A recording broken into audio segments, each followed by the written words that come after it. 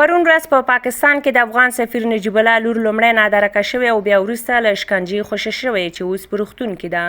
په ټولنیزو رسنیو کې یو شمېر افغانانو پاکستان کې د یوې افغانې مېرمنې سره دا ډول کړنې له اسلامیت او انسانیت لرې بولي او په همدې د جدي اقداماتو غوښتنه کړې. د پاکستان لومړی وزیر عمران خان وایي زیات په قهر شوی او امنیتي ادارو ته یې په 48 ساعتو کې د سلسلې الیخیل د ربړونې او تښتونې د عاملینو د نیولو غوښتنه او امر کړی دی.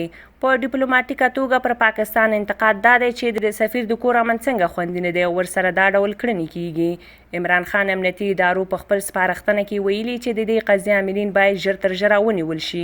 په ورته وخت کې د پاکستان امنیتي ادارو هم ژمنه کړې چې د سلسلې د قضیې عاملین باید په همدې موده وخت کې نیسي او د قانون منګولو ته به یې وسپاري.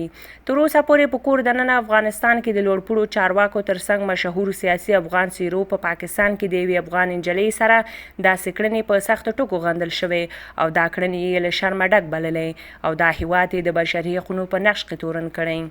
بل خوا نن په کابل کې د پاکستان سفارت سره افغانان راټول شوي او لاریون کړی.